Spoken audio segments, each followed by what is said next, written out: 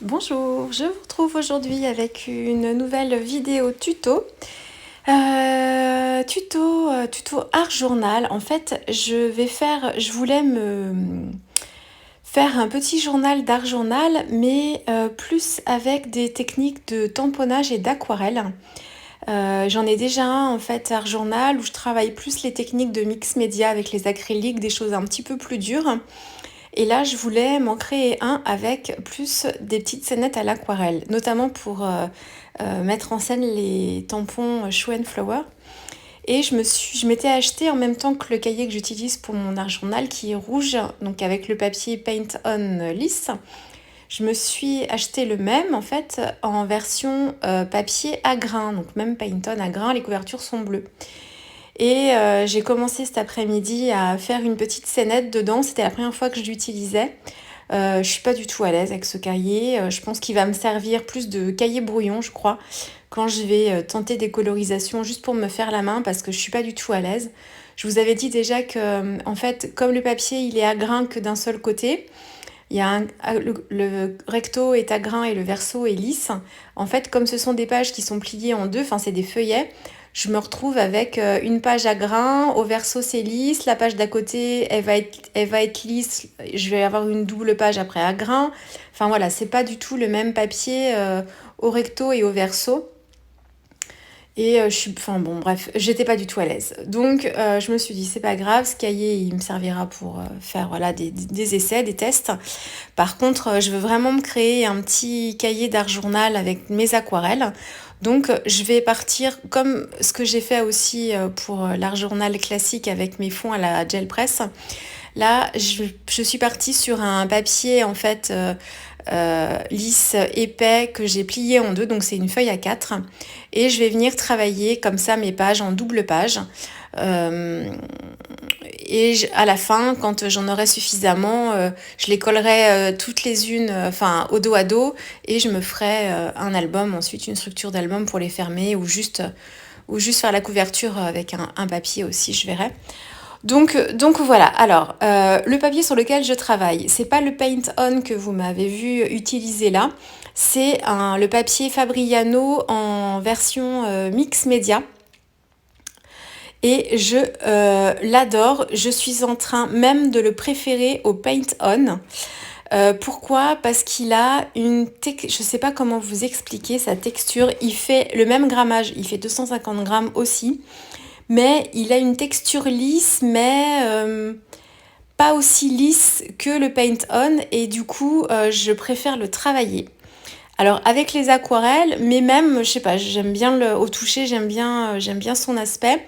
Je trouve qu'il se tient bien, enfin il résiste bien à l'eau. Donc je suis en train de le préférer à mon Paint On, c'est vous dire. Pour l'instant, je peux revenir au Paint On aussi. Après le Paint On, c'est une valeur sûre. Et la Fée du Scrap a rentré en boutique. Alors là, je pense qu'il faut qu'elle attend un réassort. Elle a rentré une nouvelle marque de papier, justement, qui n'est pas Fabriano, mais c'est une autre marque. Je sais plus le nom. C'est une marque que vous devez connaître. Et pour l'avoir travaillé aussi, il se rapproche très très très fortement de ce Fabriano là. Donc je guetterai dès que je les reverrai en stock, je vous mettrai le lien pour que vous alliez voir. Mais franchement, top top top.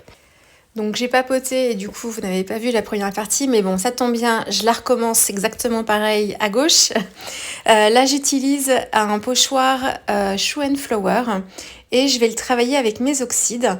Donc je fixe du papier, en fait des chutes de papier brouillon tout autour du pochoir avec du masking tape pour éviter en fait de baver et avoir une surface en fait d'appui un peu plus grande. Et je fixe ensuite le tout à mon fond de page et à ma plaque de verre pour éviter que le pochoir ne bouge et faire des loupés parce que ça peut arriver. Et pour faire en fait mon petit dégradé, là mon petit flouté, j'utilise des petits pinceaux. Alors c'est des petits pinceaux à maquillage à l'origine. Moi ceux-là je les ai commandés sur Amazon, mais celles qui connaissent bien Action, vous en avez dans le rayon maquillage ces pinceaux-là il me semble. Moi je connais pas très bien Action, mais je cru comprendre qu'on pouvait les trouver aussi là-bas. Et voilà, c'est vraiment très pratique. Alors après, on peut utiliser des mousses, mais je trouve que la version pinceau, pour moi, ça me fatigue moins les mains, je suis moins crispée dessus, je trouve ça plus confortable. Et alors le truc pour que ce soit bien flouté, c'est que vous reveniez en fait avec la couleur la plus claire dans la couleur la plus foncée, et vous faites comme ça plusieurs passages pour bien avoir une zone en fait où les deux couleurs d'oxyde sont bien mélangées. Les couleurs d'oxyde que j'ai utilisées, c'est un bleu, le bleu saphir, et la nouvelle couleur justement d'oxyde qui vient juste de sortir, la Speckled Eggs, qui est un petit bleu-gris vraiment très joli, j'aime beaucoup. Donc voilà pour ça. Donc j'ai fait donc deux fonds au pochoir à droite et à gauche, exactement les mêmes. Ça me permet aussi de travailler sur une surface en fait moins grande que mon papier, parce que du coup je me retrouve, mon papier A4 plié en deux me fait un format A5, et c'était un petit peu grand en fait pour ce que je voulais faire. Donc ça me permet comme ça de recentrer un petit peu ma scène. Et là je suis en train de préparer, vous avez vu, je me suis fait une petite série de tamponnages. Alors, je vais pas tout utiliser, mais quand même une bonne partie, vous allez voir. Et alors là, j'utilise mes petits motifs chouchous, donc ce petit sous-marin que vous m'avez vu utiliser dans une vidéo pour la fée du scrap que j'ai faite, enfin qui a été chargée, publiée. On est quand dimanche, hier samedi. Je vous ai mis d'ailleurs, j'ai fait un post sur cette chaîne où je vous mets le lien direct si ça vous intéresse. Donc je recommence avec une autre version de ce petit sous-marin. Cette fois, il n'est pas orange, mais il est gris. Et je viens le travailler. Donc j'avais fait un premier test à gauche. Je l'ai recommencé parce que je voulais travailler sur une base de papier humide d'abord pour travailler un petit peu mes dégradés.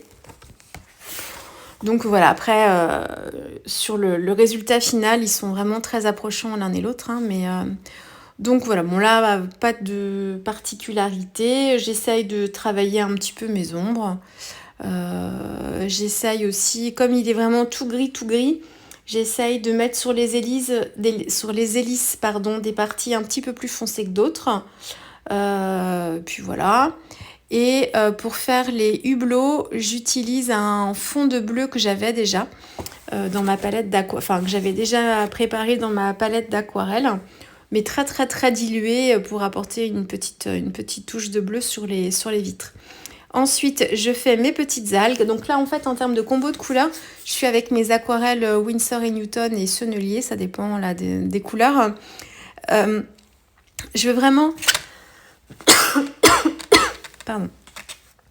Je veux vraiment rester sur des teintes toutes douces. Donc vous allez voir, j'ai une palette de couleurs j'ai des couleurs qui contrastent un petit peu les unes avec les autres, mais je reste un peu sur des couleurs un peu douces. Donc la première version d'algue que j'ai travaillée, j'ai un fond de bleu, enfin un fond de grit paint que j'ai mélangé avec mon vert de cobalt. Ensuite, je me sers toujours du même fond de couleur pour travailler les autres algues, et j'y ai ajouté un petit peu de vert de phthalo. Voilà, donc je suis dans des bleus verts vraiment, donc j'ai toujours une base de bleu et je viens ajouter plus ou moins en fait de nuances de vert. Donc je suis vraiment sur des verts, le vert de phthalo, le vert cobalt. J'aurais pu mettre un petit peu de terre verte aussi. Je suis pas du tout dans mes couleurs de vert habituelles, je suis vraiment avec des verts bleus ou des verts d'eau. Donc voilà, donc je travaille mes algues comme ça. Les motifs sont tout petits, donc on se prend pas trop la tête. Je fais une première couche très diluée, et puis ensuite avec un mélange un petit peu plus foncé. Pour le foncer un peu, j'utilise juste un tout petit peu de grit paint en fait, c'est tout. Et voilà, je viens en fait tracer certains détails avec une couleur un petit peu plus sombre. Pour les étoiles, je suis partie sur mon or quinacridone avec un petit peu de terre de sienne. Mais vraiment là encore un mélange très dilué pour l'extérieur de la coquille, pour humidifier mon papier, et ensuite un mélange un peu moins dilué pour travailler mes ombres. Et à l'intérieur de la coquille, j'ai mélangé un petit peu de rouge à mon jaune avec une pointe de sépia, et j'ai trempé mon pinceau peut-être 2 fois dans l'eau pour avoir une couleur diluée et avoir un côté un petit peu nacré, rosé à l'intérieur de ma coquille. Pour mes petites étoiles de mer, c'est ni plus ni moins que l'or quinacridone, mais assez dilué. Et là, je suis en train de faire ma petite... Moi, je l'appelle ma petite Ponyo parce qu'elle me fait vraiment trop penser à Ponyo. Je sais pas si vous connaissez ces séries de dessins animés. Il y a Ponyo, il y a Mon voisin Totoro. Enfin, toute une belle série de dessins animés, moi, que j'aime beaucoup. Et elle me fait penser à Ponyo, cette petite sirène. Donc là encore, je travaille les cheveux avec le même mélange de vert que pour les algues. Ouais, j'ai rajouté le vert de phthalo un petit peu plus prononcé. Et ensuite, pour le chapeau, enfin le coquillage sur sa tête et pour la queue de sirène, j'ai utilisé mon mélange en fait d'orchinacridone, de sépia et avec une pointe de rouge. Je l'ai assez dilué pour faire le corps tout entier jusqu'à la queue et ensuite je suis revenue sur la queue avec un mélange moins dilué pour vraiment travailler la queue de la sirène. Donc on a l'impression, voilà, la partie claire c'est sa peau et la partie plus foncée c'est vraiment la partie écaille. Et pour le visage, c'est pareil, c'est un petit mélange, ce même mélange-là, mais très dilué. Et je suis venue passer une première couche très diluée et une deuxième juste au niveau des joues. Bon, on ne voit pas beaucoup, hein, c'est vraiment très, très léger. Et pour le petit ensemble de corail et d'algues, pareil, ce sont exactement les mêmes couleurs. Mon sépia, mon orchinacridone. J'ai fait un mélange avec plus un mélange chaud avec un petit peu plus de rouge pour faire certains coraux. Ensuite, j'ai rajouté une petite pointe de sépia pour faire l'autre version de... Il y a deux types de corail sur ce tampon. Et j'ai une algue aussi que j'ai travaillée avec mon mélange de vert, là, de bleu-vert.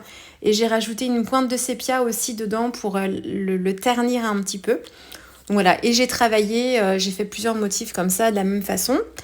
Et voilà, donc là je suis en train de... C'est tout ce que j'ai à vous dire sur les colorisations, je pense. Je suis en train d'essayer de voir un peu comment je vais faire ma mise en page. Donc voilà, c'est venu assez facilement. J'ai vu défiler plein de visuels en fait d'utilisation de ces petits tampons avec ce pochoir. Donc voilà, on retrouve sûrement des inspirations de ci, de là. J'ai pas lifté vraiment une carte en particulier, mais voilà, on retrouve de toute façon le pochoir, il fait vraiment toute la mise en scène. Donc voilà, donc là j'essaye de trouver un équilibre. Je veux pas que mes petits personnages, que ce soit la sirène ou que ce soit le sous-marin, je les voyais pas en fait être tout seul en fait sur mon fond. Je voulais mettre des algues derrière pour qu'on ait des sensations de premier plan et d'arrière-plan. Donc j'ai des algues qui sont vraiment sur le fond en fait, le bas de la scénette et ensuite j'en ai qui se baladent un petit peu. Donc c'est ce que j'ai fait derrière la sirène et derrière le sous-marin. Le sous-marin, je vais lui mettre devant aussi un petit ensemble de corail. Voilà, j'essaye de mettre des choses devant, des choses derrière pour essayer de faire un petit... comme on le ferait avec les fleurs et les feuilles, hein, sauf que là, ce sont des algues. J'ai fait des gouttes au Posca blanc. Alors, vous avez vu, je n'avais pas collé. J'ai placé mes éléments. Ensuite, je suis venue tamponner les petits poissons avec les bulles en fonction des espaces pour garder un peu l'équilibre avec les éléments placés comme ça. Ensuite, j'ai enlevé les éléments, j'ai protégé mes petits poissons tamponnés et je suis venue faire mes gouttes de Posca. Donc, hein, je l'avais dit déjà dans la vidéo pour la fée du scrap, mais si vous voulez faire des gouttes avec vos Posca, il faut bien amorcer en fait la pompe pour que vous ayez, en appuyant bien sur votre stylo plusieurs fois, pour que l'acrylique descende bien dans la pointe, quitte à faire une petite flaque en fait sur votre papier brouillon quand vous pompez bien le crayon. Et une fois que vous voyez l'acrylique qui se dépose sur votre papier brouillon, c'est que la mèche est bien chargée et la pointe du crayon est bien chargée et que vous pouvez faire vos tâches. Autrement, en fait, il n'y a pas assez de produit et ça fait pas de gouttes. Donc voilà, la petite astuce. Voilà, maintenant que j'ai fait mes tâches et mes poissons, donc je peux fixer mon ensemble.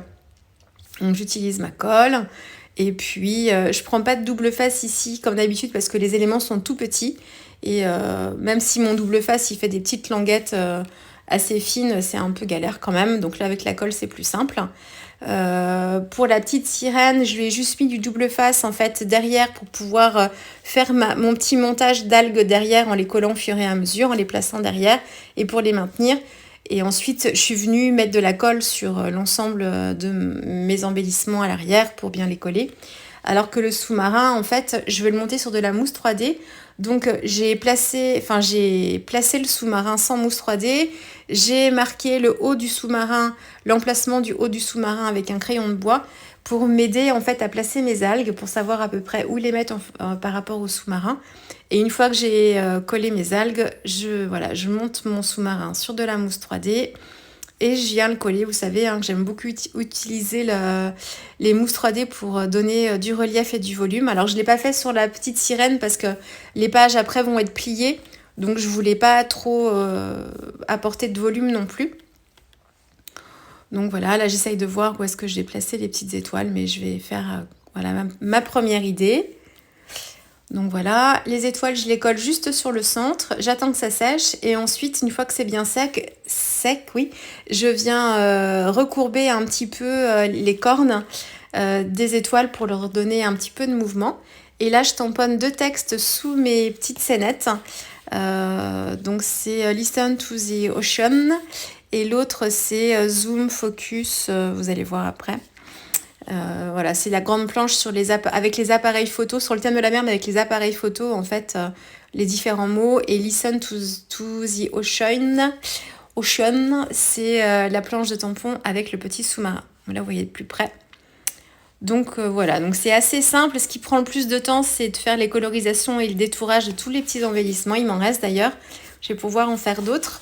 Et puis voilà pour ce projet. Je pense que le fait de travailler sur des feuilles volantes, je trouve ça très pratique. Après, j'aime beaucoup l'effet carnet, mais finalement, je trouve pas ça très pratique à utiliser. Je trouve ça plus contraignant, surtout quand on met du volume sur ces pages. Quand on veut tamponner derrière, ensuite, on a du coup un peu de relief et ça gêne un peu. Alors que sur mes pages d'art journal qui sont vraiment en technique mixed media, comme j'utilise du gesso, de l'acrylique, c'est des choses qui sont pas très nettes non plus, ça me dérange pas. Alors que là, pour l'aquarelle, j'ai besoin d'avoir quelque chose de bien plat. Donc voilà, je pense que je vais continuer et j'aime bien tous les espaces blancs qui sont autour en fait de mes 2 fonds colorés, j'aime beaucoup ça. Donc je pense que pour les prochaines, je vais aussi travailler avec des rectangles de couleurs comme ça et laisser pas mal de blanc autour. Je trouve que ça permet d'aérer un peu l'ensemble et que ça apporte de la lumière. Et ça, j'avais pas forcément cette idée-là au début quand j'ai commencé à faire cette double page. C'est l'utilisation du pochoir qui m'a donné l'idée.